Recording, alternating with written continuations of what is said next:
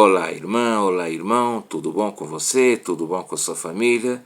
Vamos dar continuidade ao Vem Segue-me, agora começando o segundo capítulo de Nefe, um livro que é tão extraordinário que só vai terminar no final do mês que vem, de março, porque ele tem muitíssimos assuntos, muitas coisas importantíssimas e interessantes da gente poder ver, abordar e comentar. Vamos lá? E o que podemos aprender do capítulo 1 de segundo Nefe?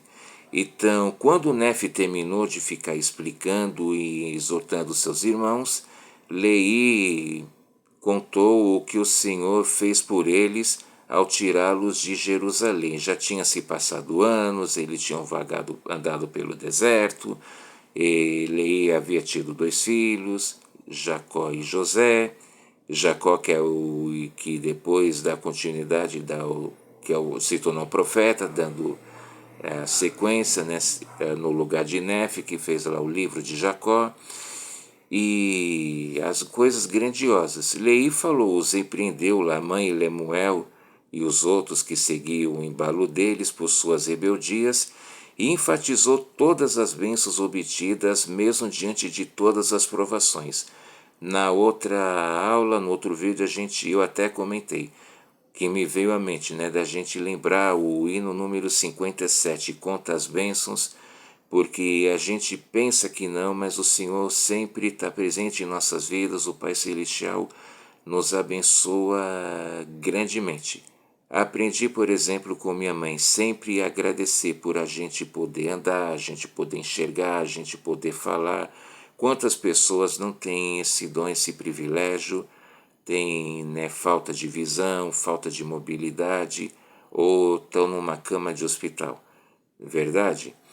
Então, e por aí vai. E nunca faltou alimento para eles, eles conseguiram construir o barco, que foi através da orientação do Senhor, e eles conseguiram chegar aqui, através do Senhor, chegar aqui, saírem de Jerusalém, depois de ter andado o deserto, chegar aqui na terra da promissão, que é aqui as Américas, que foi um convênio que o Senhor havia feito com Leí, para seus descendentes e para todos os que viessem a vir tirado de outros países, de outras nações.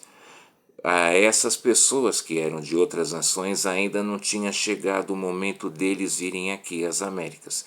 Eles vieram muito tempo depois, para que desse tempo, né, que a gente vê os propósitos do Senhor como são devidamente cumpridos. O continente americano ficou aqui para os seus habitantes iniciais fazerem a promessa do Senhor, né, de habitar aqui na terra e de se multiplicar. Então, ele enfatizou que quem guardasse os mandamentos prosperaria, mas quem não obedecesse, para quem se rebelasse, iria perecer, iria padecer, não ia ter as bênçãos retidas. E iria, claro, sofrer os julgamentos de Deus. Então Leí, ele sabia que estava perto de falecer e chamou toda a sua família, e ele alertou a todos, em especial Lamã e Lemuel, que eram os mais problemáticos.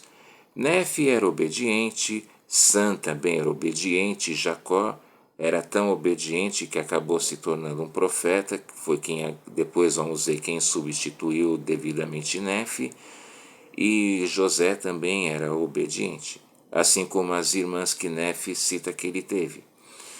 Então, e nós o que faríamos?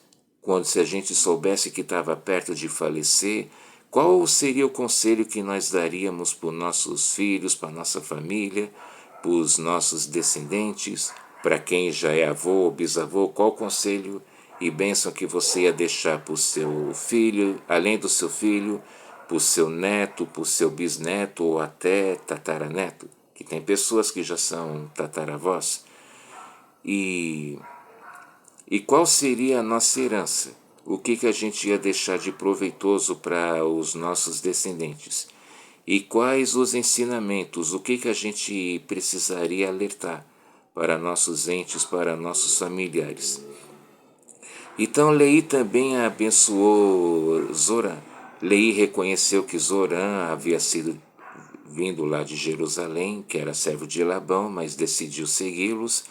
Lei reconheceu que Zorã era amigo de Nefe e que ele também ia ter direito lá sobre a terra da promissão. E aí agora a gente chega no capítulo 2, um capítulo que tem muitíssimos assuntos. Como sempre falo, é até complicado a gente poder resumir. Eu fico imaginando o desafio que os professores de escola dominical têm para poder encaixar tudo em 50 minutos. Até aumentou, porque antes a aula da escola dominical durava 40 minutos, agora aumentou para 50. Mas mesmo assim, a conversa sempre é boa, sempre interessante. E então vamos lá ver. Então Lei falou a Jacó que era obediente, pois apoiava Nefe. Vamos ler aqui o versículo 3 do capítulo 2 de segundo Nefe. Então Lei diz assim para Jacó: Tua alma será, portanto, abençoada e viverás em segurança com teu irmão Nefe, e teus dias serão empregados no serviço de teu Deus. Sei, portanto, que foste redimido por causa da justiça do teu Redentor, pois viste que ele virá na plenitude dos tempos para trazer salvação aos homens. Então, nesse versículo a gente vê, Lei ele já estava abençoando Jacó. Como falamos antes, ele já foi o profeta que depois sucedeu a Nefe, e Lei sabia, né, da índole de Jacó, que ele tinha, que era muito boa, e que ele, né, ia ser abençoado devido ao seu serviço a Deus. E vamos ler também o versículo 4, e diz assim, Lei continua falando, E contemplaste a sua glória em tua mocidade. És, portanto, tão abençoado quanto o serão aqueles justos entre quem ele ministrará na carne. Porque o Espírito é o mesmo, ontem, hoje e para sempre. E o caminho está preparado desde a queda do homem, e a salvação é gratuita, quer dizer, a salvação está ao alcance de todos. Então, Jacó, ainda jovem, se tornou grandioso. E o que nós estamos fazendo pelos jovens? O que pelos nossos filhos, pelos os jovens de nossa ala, de nossa estaca? Qual tem sido o nosso apoio? Qual tem sido a nossa contribuição para poder a gente ter apoiado realmente esses jovens? Eu, no meu caso, já tive um filho, né, nos jovens, que já serviu missão, agora eu tenho um filho que está nos rapazes, nele muito gratificante eu vê-lo distribuindo o sacramento, assim como eu vi o meu filho mais velho o fazer, é importantíssimo. Eu sempre procuro dar todo o apoio que eu posso, porque é fundamental. A gente sempre tem que lembrar de uma frase: ninguém é tão jovem que não possa ensinar, nem tão velho que não possa aprender. E particular, até sou um pouco suspeito para falar, mas os rapazes que tem aqui na ala são ótimos. Eu já até os vejo como missionários, até brinco, só falta eles terem a plaqueta para poderem se tornar élderes, então eles são realmente muito especiais. Então, devemos realmente dar, e ainda mais nesses últimos dias, é uma época muito complicada, o mundo oferece muita coisa, sempre, nunca foi fácil, mas agora com toda a velocidade, por exemplo, da internet, é importante a gente vigiar, orar e cuidar de nossos jovens, correto? Então, agora vamos para o versículo 6. Portanto, a redenção nos vem por intermédio do Santo Messias, porque ele é cheio de graça e verdade. Então, ele começou a falar da redenção. E ele disse que era importante que todos tivessem ciência disso, porque ele já estava profetizando a respeito novamente da vinda de Cristo, que iria vir para redimir toda a humanidade e que nós só podemos alcançar a salvação por meio do nosso Salvador e Redentor, que é Jesus Cristo. Não há nenhum outro nome pelo qual a gente possa ser salvo. Então, e no versículo 11, Leí fala que a oposição é necessária. Vamos ler também. Porque é necessário que haja uma oposição em todas as coisas. Se assim não fosse, meu primogênito no deserto, não haveria retidão, nem iniquidade, nem santidade, nem miséria, nem bem, nem mal. Portanto, é preciso que todas as coisas sejam compostas em uma, pois se fossem um só corpo, deveriam permanecer como mortas, não tendo vida nem morte, nem corrupção, nem felicidade, nem miséria, nem sensibilidade, nem insensibilidade. Então, e por que é necessário a oposição? Porque se não acontecesse, porque se não houvesse, o que teria acontecido? Ninguém ia saber o que é o doce, o que é o amargo, o que é o ruim, o que é o bom. Lembro que em alguma aula, eu já vi até relembrando que aconteceu isso, porque que o plano do inimigo, aparentemente, quando ele apresentou lá no Conselho dos Céus, não era assim tão ruim. Ele queria que todas as pessoas fossem salvas, só que com o porém. Ninguém ia ter o livre-arbítrio. Ninguém. As pessoas até seriam obedientes, só que ninguém ia entender o propósito daquilo. E não é essa a maneira do Pai Celestial. O Pai Celestial quer que sejamos obedientes, mas que a gente entenda o porquê. Então é necessário que a gente tenha oposição em todas as coisas. A gente precisa, tem o certo, tem o errado, tem o joio, tem o trigo, tem o doce, tem o amargo, mas isso é importante e fundamental para quê? Para que a gente possa conhecer todas as coisas, no bom sentido, claro, mas para que a gente possa entender o propósito. Então, Adão e Eva foi nesse sentido, foi necessário que Adão e Eva comessem do fruto e que eles fossem expulsos do jardim do Éden. Porque, para se ter uma ideia, antes disso, eles nem sequer possuíam circulação de sangue. E ele aí explicou. E ao saírem, começaram a trabalhar. E nas escrituras sagradas que a gente vê lá em Gênesis, também vemos no livro de Moisés, e, por exemplo, também lá na Pérola de Grande Valor, qual foi o primeiro trabalho que até considero o primeiro trabalho da humanidade. Eles começaram a arar a terra e começaram a plantar. Então, na minha opinião, essa é a profissão mais antiga da humanidade, a agricultura. E lá a gente vê o clássico versículo: no suor de teu rosto comerás o teu pão de cada dia. Houve até pessoas que já me falaram: mas por que é necessário trabalhar? Por que é importante fazer isso e tal? E a gente lembra: o trabalhar também é um mandamento de Deus. Tem a famosa frase: o trabalho dignifica o homem.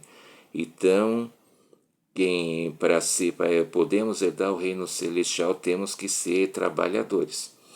E depois, Leí enfatizou que foi necessário Adão e Eva caírem, porque senão eles estariam até hoje lá.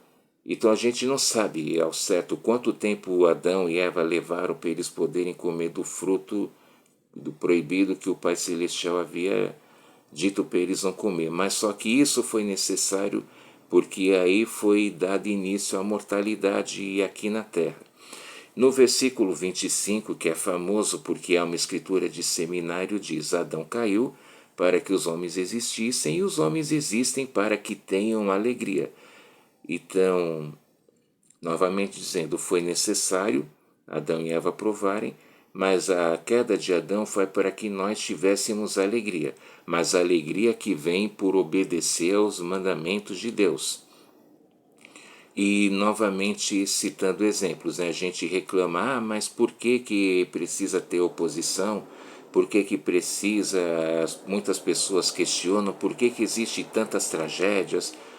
Eu mesmo já me questionei por que a gente vê pessoas boas sofrerem, por que a gente vê pessoas que são justas passarem por provações e dificuldades tão grandes. Nós não conhecemos todos os objetivos e propósitos do Pai Celestial, mas entendemos que sempre há um propósito para tudo. Da minha parte, do meu testemunho pessoal, eu lembro que na minha primeira área de missão eu tive que substituir um missionário que era muito querido, ele era muito amado por todos e as pessoas sempre ficavam falando e tal. Eu ficava, nossa, mas por que falam tanto dele? Se eu estou aqui, um companheiro meu disse, calma, quando você conhecê-lo você vai ver que ele realmente é bom. E quando eu conheci esse missionário, ele infelizmente ele estava enfermo, ele havia contraído tumor maligno, ele estava mal, ele era um rapaz muito forte, mas devido à doença ele ficou muito abatido. E eu lembro o dia que eu tive que ir ao escritório da missão e ele estava bem fraco, debilitado, mas apesar de tudo, e com sério risco de morrer, ele não reclamava, ele não babujava, ele não ficava questionando o Pai Celestial o porquê que ele estava passando por aquilo. E ele ainda até falou comigo, se pediu para que eu mandasse um abraço para os irmãos que estavam lá na área e tal. Eu disse, eu mesmo o abracei e torci para que ele melhorasse e tal. Aí depois eu fiquei, nossa, esse Helder está passando por uma coisa, situação tão difícil e tal. E então aquilo, isso é um exemplo que eu levo até hoje e que eu achei prudente compartilhar aqui nesse vídeo. Então, não, realmente, novamente, não entendemos todos os propósitos do Pai Celestial. O porquê de, às vezes, a gente passa por provação devido ao erro de uma outra pessoa ou de outras pessoas, mas se escolhemos ficarmos do lado do Pai Celestial, assim como esse Helder fez e assim como o Nef fez, né, nos deixando exemplo, nós temos tudo a ganhar. E depois, no versículo 27, fala, é uma outra escritura também muito conhecida, até por se tratar de uma escritura de seminário. E aqui diz, portanto, os homens são livres segundo a carne, e todas as coisas de que necessitam lhes são dadas, e são livres para escolher a liberdade e a vida eterna, por meio do grande mediador de todos os homens, ou para escolherem o cativeiro e a morte de acordo com o cativeiro e o poder do diabo, pois ele procura tornar todos os homens tão miseráveis como ele próprio. Então é importantíssimo esse capítulo, a gente vê, novamente está falando o mediador de todos os homens, que é Jesus Cristo, nosso Salvador e Redentor, e o Pai Celestial ele deixou o livre-arbítrio para nós, na verdade para todos, e falou a respeito aí da mortalidade, do arbítrio, da vida eterna, mas que a gente tem o poder de escolher, né, a alegria de, através da obediência, ou de escolher o cativeiro, ou ser desobediente de acordo com o inimigo. Porque o inimigo procura tornar todos os homens tão miseráveis como ele mesmo é. E agora que estamos nesses últimos dias, o inimigo sabe que seu tempo está acabando e que ele lança seus dados no furacão, como a gente vai ver lá em Lamã 5:12, outra escritura de seminário. Só para lembrar, eu fiz seminário do livro de Mormon, tá? Por isso ainda tenho guardado essas lembranças. Então, e a gente fala, né? Aí fala a respeito que o porquê que a gente tem que tomar cuidado. O inimigo sabe que ele não tem salvação e os que escolheram segui-lo lá na batalha dos céus, eles também não têm mais chance de salvação. E qual é a intenção dele? É fazer as pessoas caírem, fazer as pessoas se degenerarem para poderem não terem chance de salvação também. Nós estamos perto de uma época de uma degradação muito grande aqui no nosso país, que é o carnaval.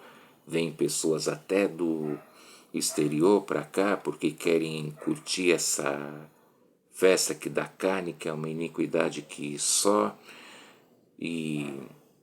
Mas a gente deve escolher o que? Ficar do lado do Senhor.